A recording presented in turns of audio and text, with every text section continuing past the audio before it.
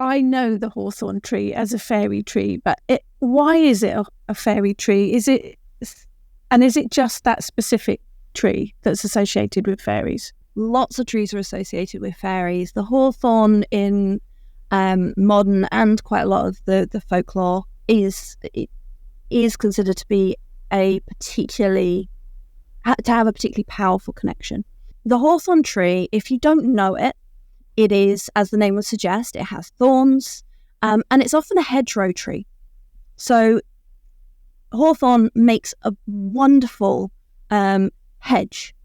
It's it's quite dense, it's shrubby, it's got the thorns, it's got like quite thick foliage and leaves.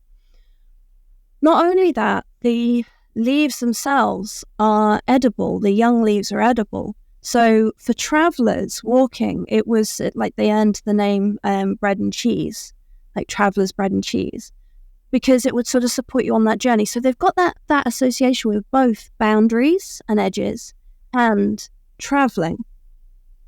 Now, what's quite fun then, and of course the blossoms, they flower around Beltane, around the point where we're starting to go outside, really outside into the land, and shift from our inside life to our outside life, or at least traditionally we would have been. Many of us still stay indoors on the computer, like I suppose we are now.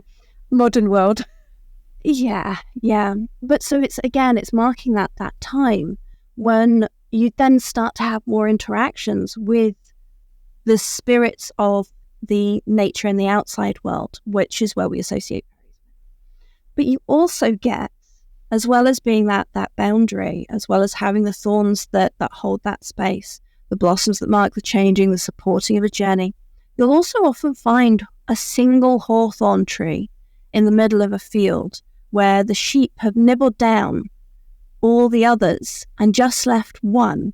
And it's strange. You encounter it and you're like, why did they leave that one? Just that one? Yeah. Just that one. And I'm like, well, it probably managed to get, thinking skeptically, it got tall enough that they went, oh, that's probably not tasty anymore. And then they let it grow and they're like, oh, look, now we've got shelter. But it does then carry that sort of sense of being blessed by the spirits. And the spirits of those sort of untamed places are the spirits that are fairy. Would it mark the entry to the fairy world? I think it can. You go and sit under a lone hawthorn tree if you can get under the branches. Not always easy. And spend some time with it. Then that opens up a space. You can go start a journey there. Or you can walk alongside the hedgerow and connect in with the hawthorn and go, we're going on a journey together. One of the other things that's quite interesting about hawthorn is that I mentioned in my book is that in herbalism, medicinally, it is a heart-balancing medicine. Now, I'm not a herbalist, so please don't go and take this as medical advice, doctor, but not that kind of doctor. It's a heart-balancing medicine, so it's said to, if you have high blood pressure, it lowers it, but if you have low blood pressure, it raises it. And our hearts, we can talk about it on an emotional level and what have you, but our hearts are this huge muscle with quite a strong electromagnetic field.